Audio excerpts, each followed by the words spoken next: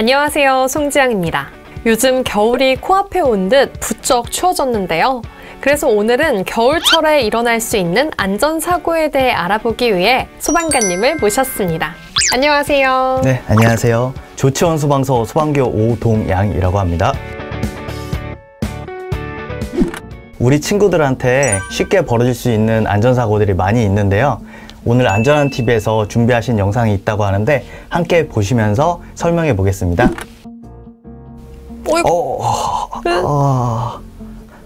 저라면 뭐 잡고 싶어. 진짜 아플 것 같아.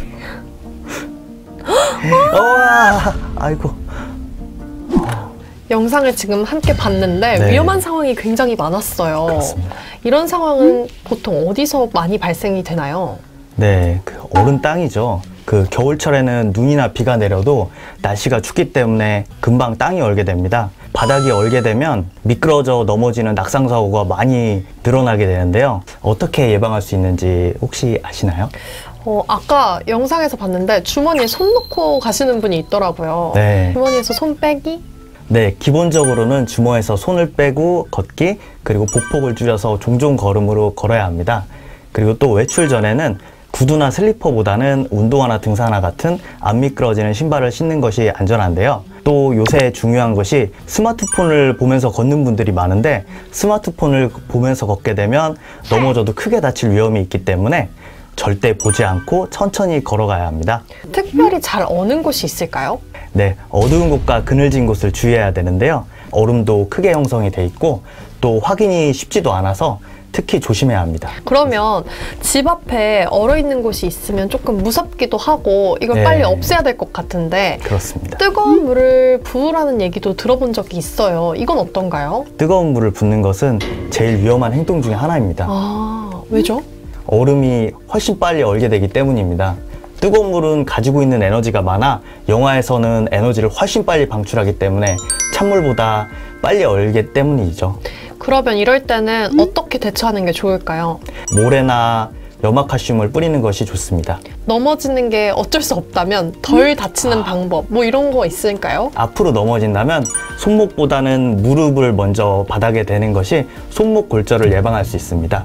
그리고 뒤로 넘어지게 된다면 꼬리뼈나 척추 골절, 또 심하면 뇌진탕까지 올 수 있기 때문에 엉덩이나 머리보다는 등 먼저 닿는 것이 충격을 줄일 수 있습니다. 일단 넘어지면서 이걸 생각해낼 수 있을진 모르겠지만 한번 노력하면서 넘어져야겠네요. 네.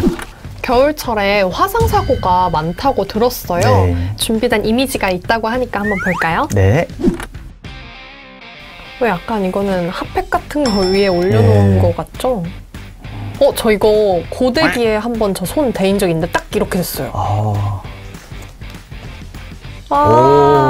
진물 나겠는데? 이미 다 까인 것 같습니다. 까가지고 껍데기 벗겨진 것 같습니다.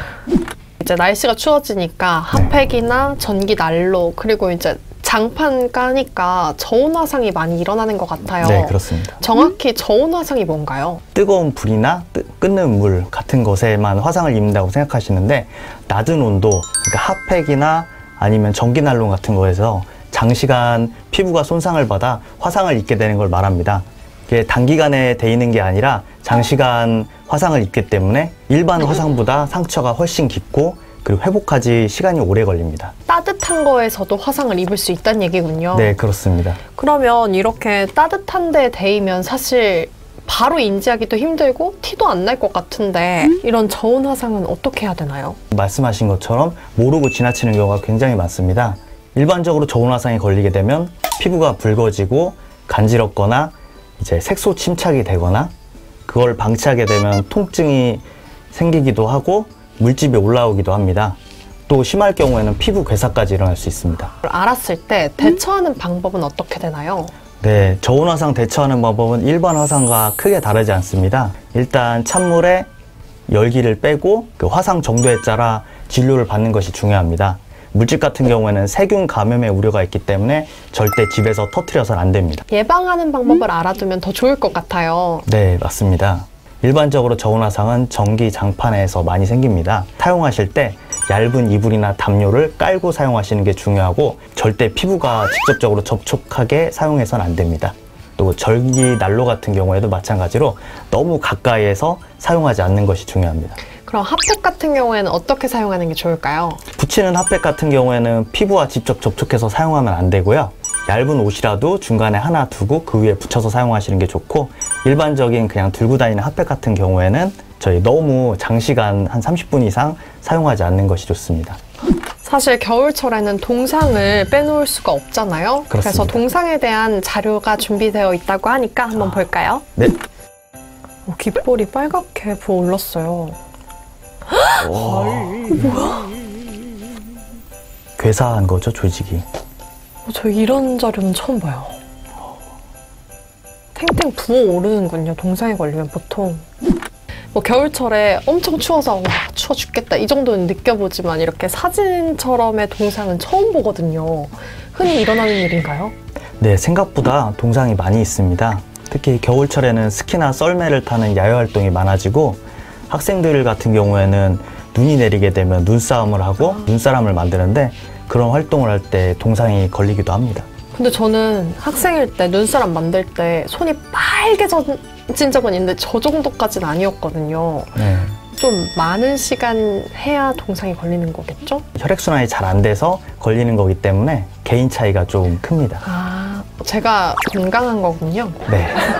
그러면 동상에 걸렸을 때 또 막 비비거나 긁거나 하면 안 된다고 들었어요. 이럴 땐 어떻게 해야 되나요? 동상에 걸리면 피부 조직이 얼어 얼음인 상태가 되기 때문에 만지거나 문지르면 피부 손상이 심해질 수 있습니다. 아, 그러면 가만히 냅뒀다가 병원에 가는 게 제일 좋겠죠? 그런데 가만히 냅두시기보다는 후기 응급조치를 해주시는 게 중요합니다. 급속 제거원법이라고 해서 따뜻한 곳으로 가셔가지고 따뜻한 물에 20분에서 40분 정도 담가 두신 다음에 병원으로 가시는 게 좋습니다. 그러면 핫팩은 좀 뜨겁잖아요. 예, 핫팩 예. 같은 거 얹어 놓으면 안 돼요?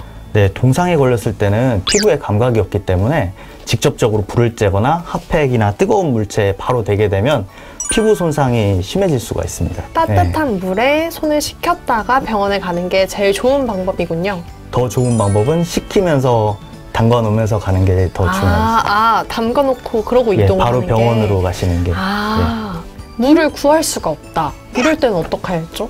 신체 주위에서 겨드랑이가 체온이 높은 곳 중에 하나이기 때문에 손에 걸렸을 때는 겨드랑이에 손을 껴서 이제 체온으로 녹이는 게 도움이 됩니다. 그럼 물이 없을 때는 겨드랑이에 껴라. 네, 그렇습니다. 잘 끼고 다닐게요.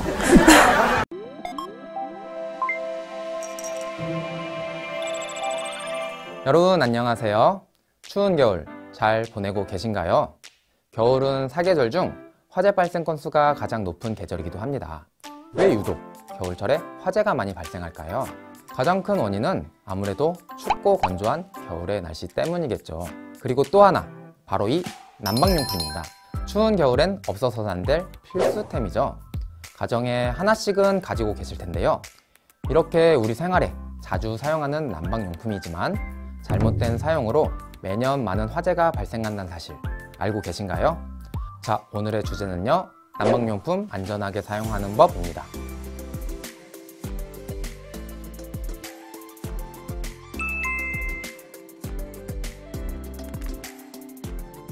겨울철 난방용품의 사용이 증가하면서 이로 인한 화재도 늘어나고 있는데요. 소방청 통계에 따르면 최근 10년간 난방용품으로 인해 발생한 화재는 총 8,544건이나 되었습니다. 그 중에서도 전기장판이 2,443건으로 가장 많았고, 전기 히터가 2,186건, 화목난로가 1,444건으로 화재 발생률이 높았습니다. 지금 내 곁에 있는 난방용품이 화재를 일으킬 수 있는 위험한 물건이 될 수 있다는 것, 어쩌면 잘 와닿지 않을 수도 있겠는데요. 물론 제대로 알고 올바르게 사용한다면 따뜻하고 안전한 겨울을 보낼 수 있겠죠. 자, 그럼 지금부터 난방용품의 잘못된 사용이 어떻게 화재를 일으킬 수 있는지, 또 안전하게 사용하는 방법은 무엇인지 하나씩 알아보겠습니다.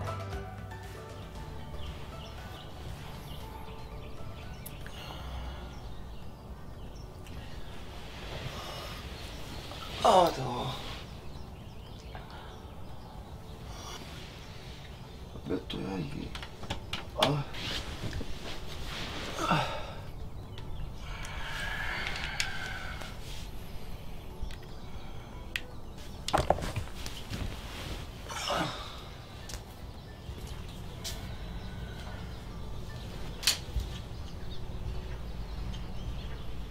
여러분 어떻게 보셨나요?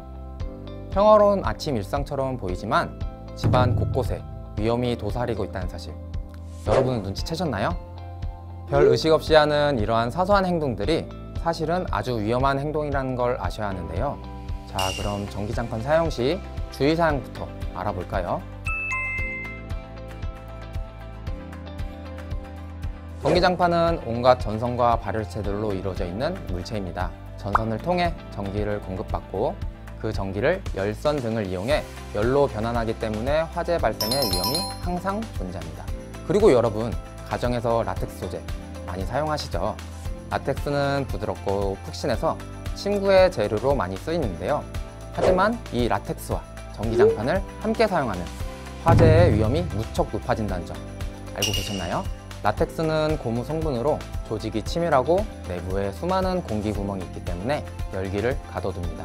라텍스는 열 축적이 높아 열이 빠져나가지 못하고 전기장판이 가열될 수 있는 거죠. 이렇게 온도가 계속 오르다 보면 라텍스 매트가 서서히 탄화되면서 불이 붙어 화재로 이어질 가능성이 높습니다. 그렇기 때문에 전기장판 위에 라텍스 소재의 베개 혹은 매트리스를 올려두고 사용하는 건 절대 안 됩니다. 꼭 기억해두세요. 그렇다면 전기장판으로 인한 화재를 예방하기 위해서는 어떻게 해야 할까요? 전기장판을 사용하기 전에 체크해야 할 것들을 몇 가지 알아보겠습니다. 첫 번째, 전기장판 사용 전에는 전기장판의 파손이나 플러그, 스위치 등 연결 부위의 파열 여부를 미리 확인합니다.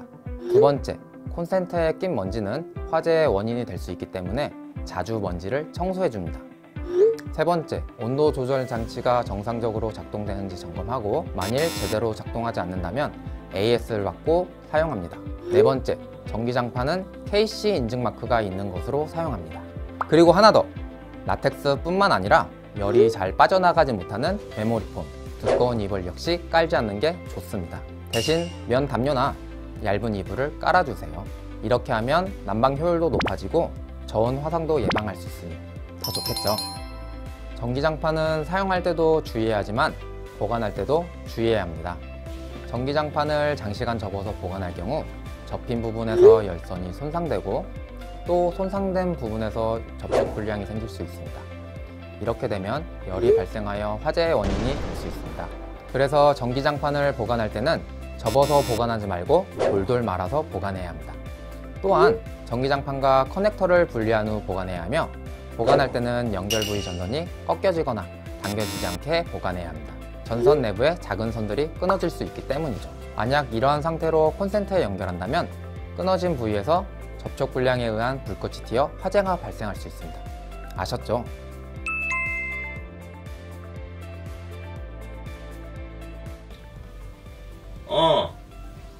진짜 다 왔어? 나 다 했어. 지금 나갈게. 거기 앞에? 알았어. 이번엔 전기장판 다음으로 화재 발생률이 높은 전기 히터에 대해 알아볼 건데요. 방금 보신 상황 생각만 해도 끔찍하죠. 이렇게 겨울철에는 추운 날씨 때문에 실내에서 히터로 빨래를 건조하기도 하는데요.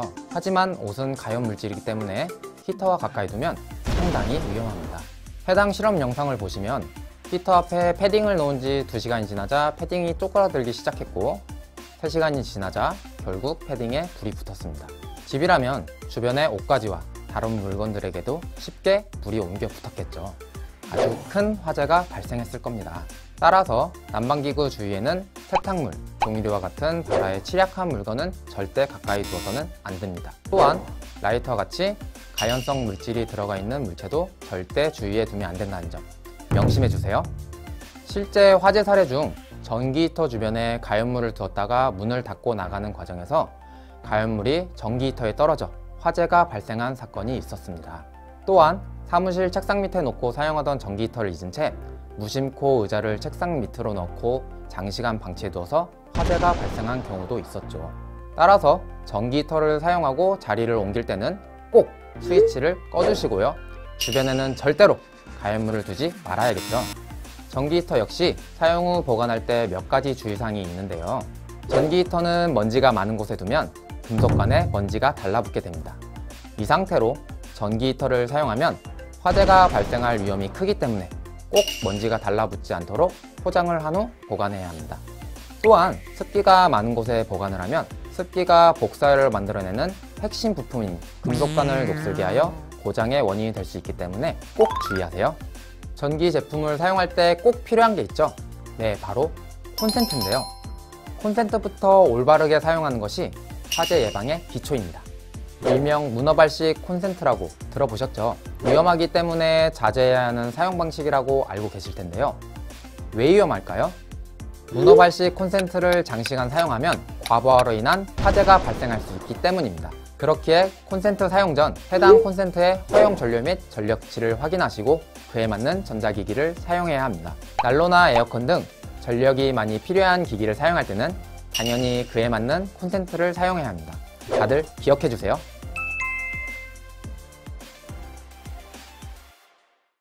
여러분, 전기열선이 무엇인지 아시나요? 모르시는 분들도 꽤 있으실 텐데요. 전기열선은 지금 우리가 사는 건물의 하수 배관 등에도 사용되고 있습니다. 전기열선이란 겨울철 한파로 인한 수도 배관이나 계량기 등의 공파 방지를 위해 배관에 설치하거나 농업용으로 비닐하우스 등에서 보온 효과를 높이기 위해서 설치하는 전기 제품을 말합니다. 하지만 이 역시도 잘못 사용된다면 화재 발생의 위험을 높이는데요. 실제로 해마다 전기열선으로 인한 화재가 적지 않게 발생하고 있는데요. 그렇다면 왜 전기열선이 화재의 원인이 되는 걸까요? 전기열선으로 인한 화재는 전기열선에 보온재를 감아놓은 경우나 주변에 스티로폼, 옷가지 등의 가열물을 방치해두는 경우입니다. 이 경우 시간이 지날수록 열이 지속적으로 축적되어 화재가 발생할 수 있는 거죠. 또한 전기열선 사용 시 전기열선이 남는다고 겹쳐서 감거나 뭉쳐놓는 경우인데요. 이런 경우 열선이 과열될 높거나 낡은 열선에 물기가 들어가 합선이 발생하여 화재로 이어질 가능성이 큽니다. 마지막으로 전기열선 설치 시 종단 마감을 잘못하여 화재가 발생하는 경우도 흔히 볼 수 있는데요. 종단 마감 처리 시에는 절연마개를 씌워 혹시라도 물기가 들어가지 않도록 단단하게 마무리해야 화재를 예방할 수 있습니다. 이와 관련된 실험 결과에 따르면 가연성 배관에 열선을 나선형으로 설치하고 보온재를 덮은 경우 최고 온도가 55도까지 상승했습니다. 열선을 겹쳐 설치하고 보온재를 덮은 경우엔 최고 온도가 148도까지 상승했습니다. 이번엔 열선을 겹쳐 설치한 상태에서 열선 말단에 먼지 등의 이물질이 쌓인 경우를 가정해 봤는데요. 이 경우 전기를 연결한 후 수초 안에 화재가 발생했습니다. 마지막으로 열선을 수직 배관에 설치하고 보온재를 덮은 상태에서 열선 말단에 이물질 및 물기가 들어간 경우 전기를 연결하니 수초 안에 화재가 발생했으며 배관 보온재를 통해 연소가 크게 확대되었습니다. 이렇듯 전기열선은 주의해서 사용하지 않는다면 큰 화재의 원인이 되기도 하는데요. 이를 예방하기 위해선 올바른 사용법과 관리법을 알아야겠죠. KC 인증을 받은 열선 제품을 사용합니다. 열선에 충격을 주거나 열선을 겹쳐 사용하지 않습니다. 열선을 옷가지나 스티로폼 등의 보온재로 감지 않습니다. 열선 주위에 탈 수 있는 가열물을 두지 않습니다.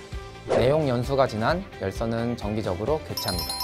온돌 조절기 등에 이상이 생기지 않도록 충격에 주의합니다. 특정 부분이 접히거나 압력이 가해지지 않도록 사용합니다. 제품의 훼손이나 전원 코드의 이상 여부 등을 확인합니다. 사용하지 않거나 외출 시에는 반드시 전원을 차단합니다.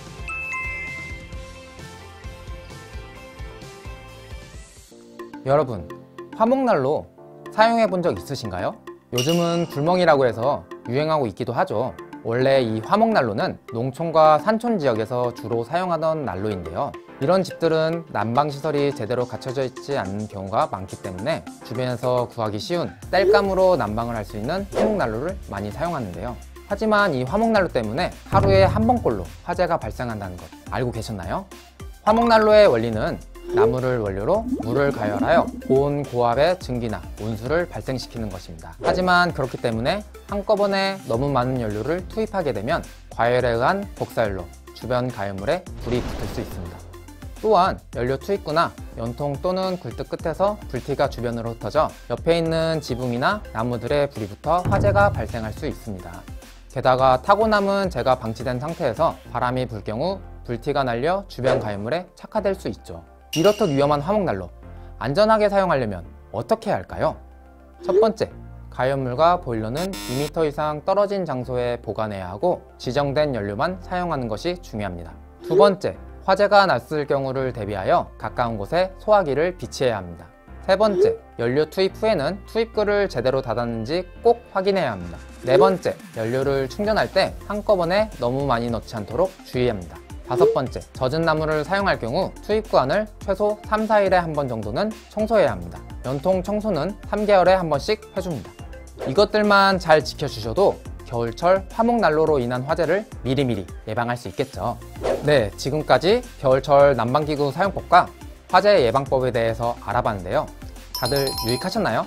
화재의 위험으로부터 항상 조심해야 하는 겨울철. 여러분들의 사소한 습관이 화재를 일으키기도 그리고 미리 예방하기도 할 텐데요. 난방용품을 사용할 때 오늘 배운 내용들을 꼭 기억하셔서 나와 가족을 지키는 사소한 습관을 익혀봐요. 그럼 몸도 마음도 따뜻한 겨울 보내세요. 안녕! 안녕하십니까. 저는 지산페트롤 부대장 최민기라고 합니다. 그 기울기를 너무 과하게 어깨 쪽이 많이 떨어지게 된다고 하면 넘어지는 사고 또는 충돌 사고예요. 내가 가는 동선거리와 방향, 진행 방향을 넓게 봐주고 가주셔야 되는데 상대방하고 같이 좁게 가다 보가 서로 보지 못하고 충돌하는 사고가 많이 일어나요. 또는 일행하고 안전거리를 확보를 안 하고 대결 같은 걸 하시는 분들이 되게 많아요. 크게 났을 때는 열상이라고 해서 살이 완전히 찢어져서 많이 벌어지는 사고도 있었고요. 또는 머리와 머리끼리 충돌해서 두 분 다 그냥 뇌진탕 증세 나오시는 분들도 계셨고요. 그러니까 대부분 부주의죠.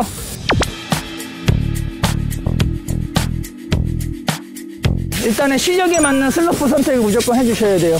어느 정도 S자 턴이 되고 속도가 잘 잡을 수 있다라고 생각하시고 상급자 코스를 올라가셔서 속도 제어가 아예 안 되고 하고 내려오면 진짜 매우 큰 사고로 연결이 될 수 있으니까요. 내 실력을 조금 수준을 좀 낮춰서 안전하게 스포츠를 즐기셨으면 참 좋을 것 같고요. 그 다음에 두 번째는 휴식은 가장자리다라고 표지판도 저희도 많이 해놨는데요.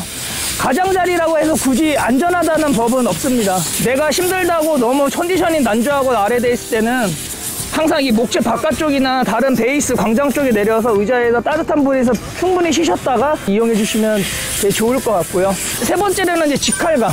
누가 더 빨리 내려가자 이런 스피드를 즐기시려고 하시는 분도 있는데 그 앞에 사람이 있거나 또는 다른 물체가 있어서 그 사고에 또 일어나서 또 다치는 경우도 있고요. 옆에 있는 분들이 되게 위험성을 많이 느껴요.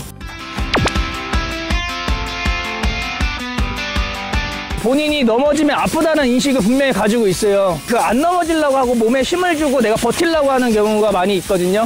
만약에 넘어진다고 하면은 그냥 과감하게 그냥 넘어지세요. 대신에 이제 일었을 때는 스키 플레이트가 위쪽에 있는 게 아니라 아래쪽으로 스키 플레이트를 돌려주셔서 옆으로 일어나시는 게 제일 안전하고요. 스키에는 이제 앞바인딩과 뒷바인딩이 있는데 바인딩 안에는 딤 게이지라는 게 있어요. 그 딤 게이지를 자기의 실력에 맞게 높이거나 내리거나 해야 되는데 너무 높게 올리면은 내가 넘어졌을 때 스키하고 부츠가 탈착이 안 돼요. 또는 너무 낮게 했을 때는 또 내가 힘을 줬을 때는 그냥 탈착이 되기 때문에 매우 위험한 사고로 또 이어가기 때문에 그 딤 게이지 조절을 자기의 실력에 맞게 또 맞춰서 장착을 하시고 안전하게 슬로프를 이용해 주시면 좋을 것 같습니다. 그리고 두 번째 보드 같은 경우에는 유령데크라는 거를 또 들어보셨을 거예요. 유령데크가 뭐냐? 보드가 혼자 쭉 내려오는 거를 말씀을 또 하는 거거든요. 이 경우는 제일 많이 발생하는 게 바인딩을 신을 때 많이 일어나는 사고예요. 보드를 정상에 올라와서 던져놓고 신으시는 분들이 있어요. 그러면 던져놓으면 그 순간 혼자 아래로 내려가게 되어 있거든요. 그런 유령 플레이트가 혼자 쭉 내려온다고 하면 절대로 잡으시면 안 돼요. 그걸 손으로 잡았다가 손에 큰 또 부상이 일어나고 해서 옆으로 피하거나 쓴 다음에 그걸 습득을 하셔야 되는 거고, 바인딩을 착용을 하실 때는 확실히 잡은 상태에서 앉아서 착용을 해주시면 제일 안전하게 그 바인딩을 착용할 수 있습니다.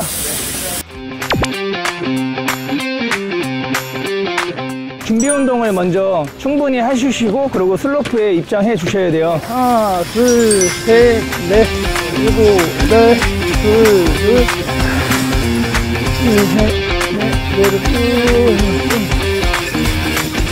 그리고 두 번째는 보호장구 착용이에요. 장갑, 그 다음에 헬멧. 보드 같은 경우에는 엉덩이 보호대 또는 손목 보호대 등 같은 것들이 많이 있죠. 근데 거기서 제일 강조하고 싶은 거는 헬멧이에요. 머리에 부딪히게 되면 또 뇌진탕이나 또는 뇌출혈로 또 연관이 되어서 큰 부상을 입게 해주니까요. 여러분들 헬멧을 꼭 착용을 하시고 슬로프를 이용해 주시면 참 좋을 것 같아요. 춥다고 장갑을 오래 끼고 있으면 손에서 땀이 나는 경우가 있어서 그거를 계속 끼고 있으면 그것도 동상에 걸릴 위험이 있어요. 그래서 스키를 한 두세 번 탔다고 해도 장갑을 꼭 벗으셔서 땀을 한번 말려주고 다시 장갑을 껴주시는 거 권장하고요. 양말을 식사하실 때 갈아 신고 또 쉬셨다가 또 타실 때도 갈아 신고 하시면 동상에 예방이 됩니다. 네, 여러분들 좀 있으면 방학이어서 이제 스키 캠프나 또는 가족들이 또 스키장을 이용하러 또 많이 오시는데요. 여러분들 눈 보면 되게 즐겁죠. 저도 눈 보면 정말 좋고 뭐 마음도 설레고 하는데 그 마음을 조금만 주스려주고 안전을 먼저 생각했으면 좋겠어요. 다치지 않고 놀러 가는 게 너무 제일 좋은 추억이 분명히 날 거예요. 스키장에서 즐거운 시간 많이 보냈으면 좋겠습니다.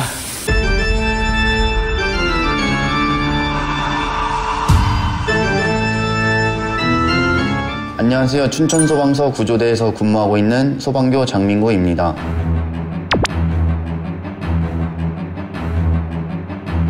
얼음 낚시하다가 얼음이 깨져서 물에 빠지거나 놀다가 빠지는 경우가 많이 있습니다. 반드시 허가된 지역에서 얼음 낚시를 하셔야 하고 얼음 두께를 꼭 확인하셔야 됩니다.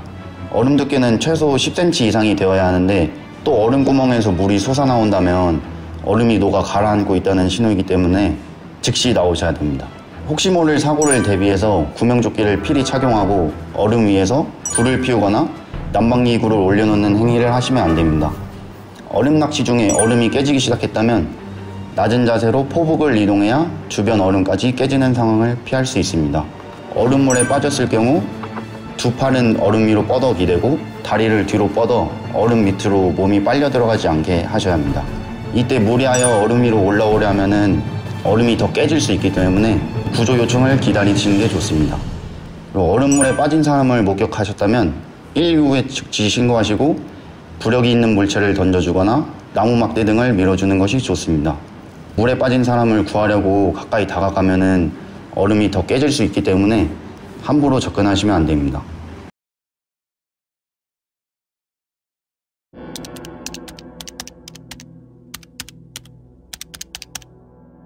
우리 이름은 코로나 바이러스. 아무도 모르게 전 세계 사람들을 아프게 할 수 있지.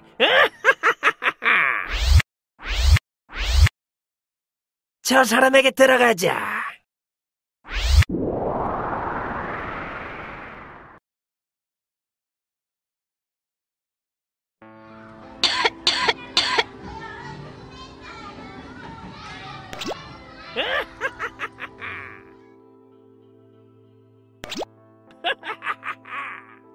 이렇게 사람들에게 들어가면 전 세계 사람들을 공격하는 건 시간 문제야.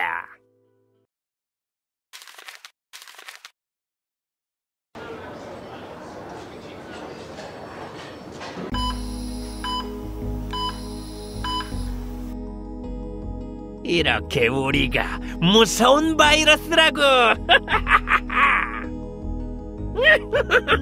생각한 대로 사람들에게 병균이 옮겨지고 있군. 이 노트에 나의 모든 계획이 적혀있지. 이 나쁜 코로나 바이러스, 너희의 뜻대로 되진 않을걸? 이미 늦었어. 전 세계의 사람들은 병들고 있다고.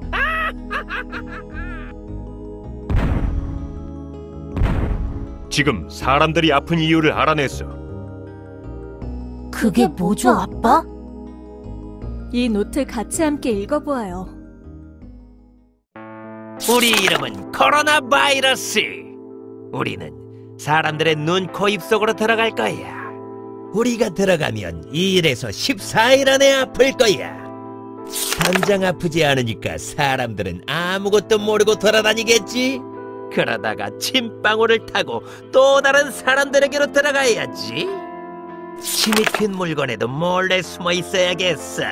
그럼 그 물건을 만진 더 많은 사람들의 몸속에도 들어갈 수 있을 거야. 그래도 사람들은 나를 코로나라고 생각하지 못할 거야.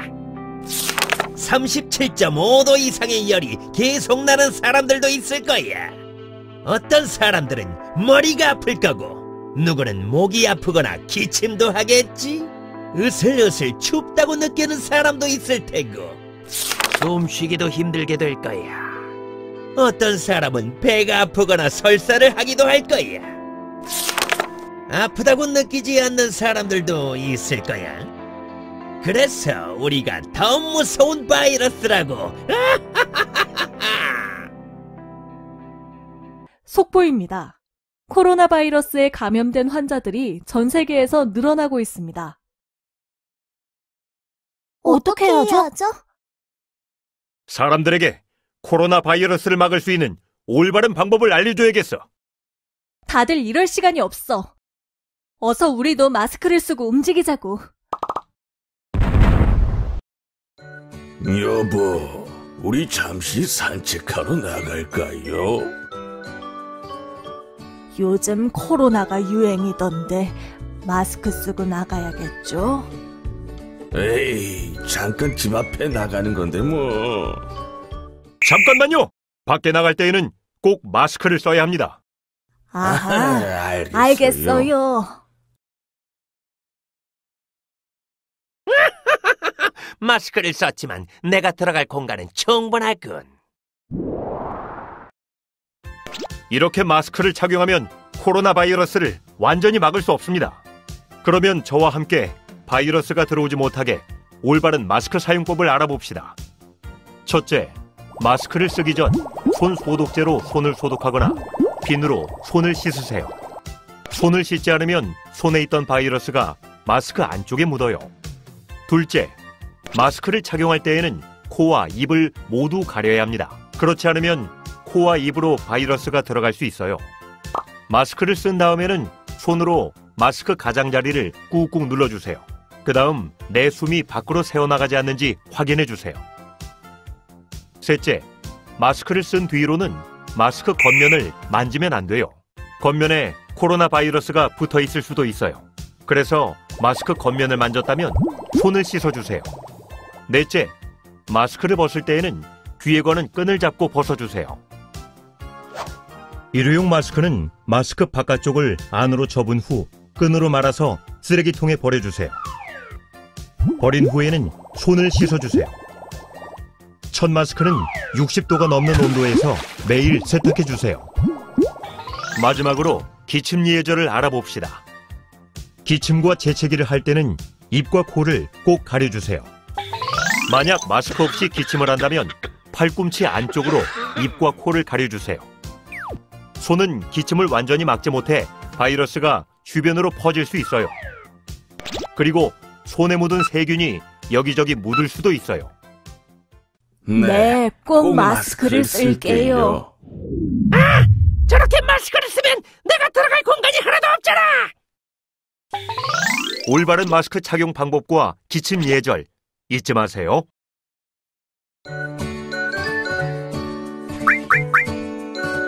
와, 맛있는 쿠키다. 잠깐만. 밖에 나갔다 왔으면 손을 씻어야지. 근데 내 손은 깨끗한걸? 코로나 바이러스는 너무 작아서 눈에 보이지 않지만 밖에 나갔다 오면 손에 묻어있어. 내 손이 이렇게 더러웠다니. 너무 걱정하지 마. 코로나 바이러스는 손을 깨끗이 씻으면 막을 수 있어. 올바른 손 씻기가 뭐야? 올바른 손 씻기는 흐르는 물과 비누로 6개 순서로 30초 이상 꼼꼼하게 손을 씻는 거야. 한 순서마다 6번씩 반복하면 돼. 그러면 같이 손을 씻어볼까? 좋아. 자, 먼저 비누와 물을 묻혀 준비. 첫 번째, 손바닥과 손바닥을 마주대고 문질러. 두 번째, 손등과 손바닥을 마주대고 문질러. 세 번째, 손바닥을 마주대고 손깍지를 끼고 문질러. 네 번째, 손가락을 마주잡고 문질러. 다섯 번째, 엄지손가락을 잡고 손바닥으로 돌려주면서 문질러. 마지막으로 손가락을 반대편 손바닥에 세워서 손톱 밑을 깨끗하게 문질러. 분하다! 예! 내 손이 정말 깨끗해졌어. 손을 깨끗이 자주 씻으면 코로나 바이러스를 이겨낼 수 있어. 이제 맛있는 쿠키를 먹어도 돼. 알려줘서 고마워. 자, 너도 쿠키 먹어.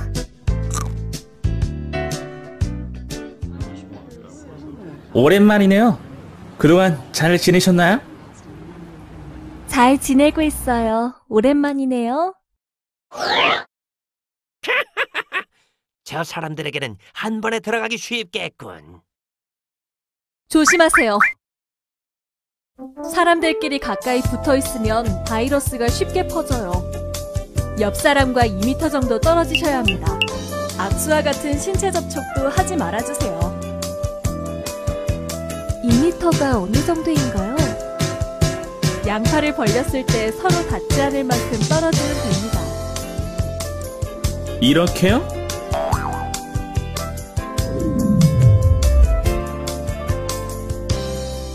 아주 좋아요. 에이, 분하다!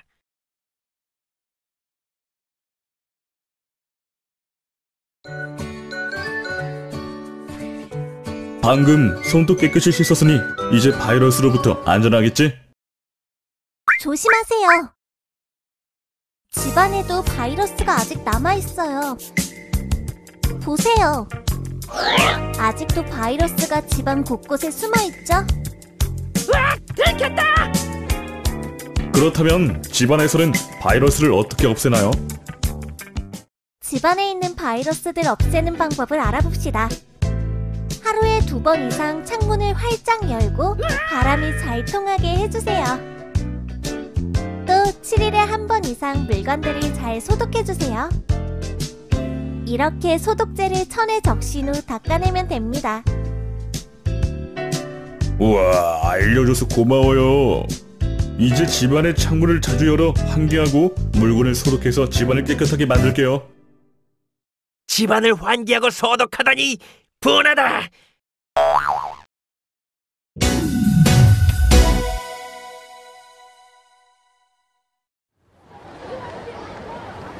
답답해.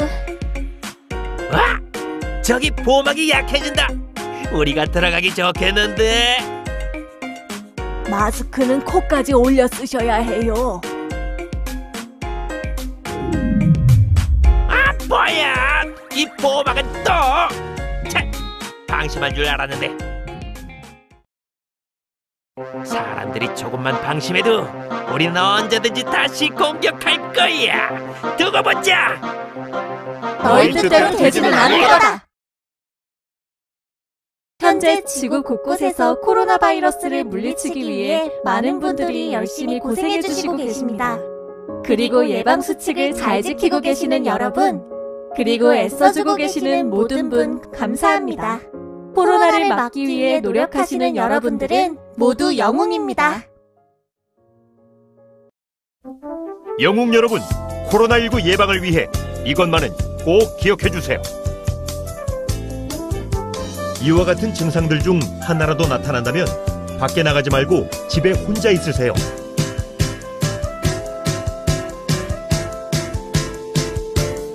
이외에도 평소보다 몸이 좋지 않다면 집에서 쉬세요.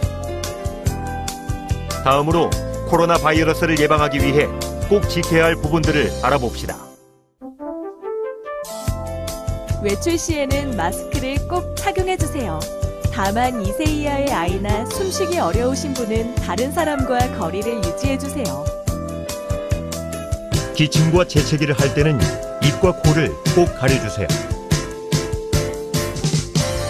밖에 나갔다 오면 비누로 6단계 수칙에 맞게 손을 씻어주세요. 사람과 사람 사이에는 2팔 간격 거리를 유지하세요. 밖보다 집이 안전합니다. 매일 청소하고 소독해주세요. 이 수칙들을 잘 지켜서 우리 모두 코로나 바이러스로부터 우리의 건강을 지킵시다.